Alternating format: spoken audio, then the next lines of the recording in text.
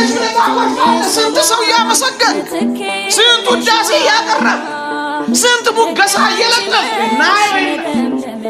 ይህቺ ሰማያዊት ቅድስትና ሰማይ ወደ ምድር የቀረበባት ምድር ወደ ሰማይ የገባባት ቃላት የማይገልጽ ቅኔ የማይበቃ እሷን መሰገደች ታቆርፋለህ በደስታ ዘለል እንጂ አንድ እግዚአብሔር ቃል በጣም ይደንቀኛል ሁሌ ሳስበው እስኪ ስሙት ይህን እግዚአብሔር ቃል ቅዱስ ጳውሎስ እንዲህ ይላል ክርስቶስ የቤተ ክርስቲያን ራስ ነው ቤተ ክርስቲያን የክርስቶስ አካል እኔና እናንተ ማይበረታ እዚህ አካል ብልቶች ነን ይላል አንደኛ ቆሮንቶስ ምዕራፍ 10 እነዚህን ገለጻ ካረኩላችሁ በኋላ የእግዚአብሔር ቃል እንዲህ ይላል ከብልቶች አንዱ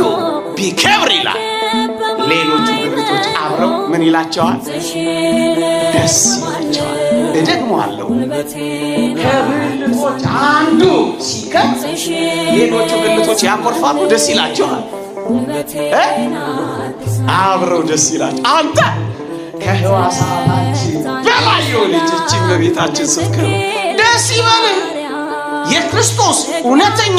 አካልና ብልት ከሆንክ አይከፋህም ለምን ነው የሚያኮርፉት ለምን ነው የሚበሳጩት የክርስቶስ አካል ባለሙሉ ኤኖክ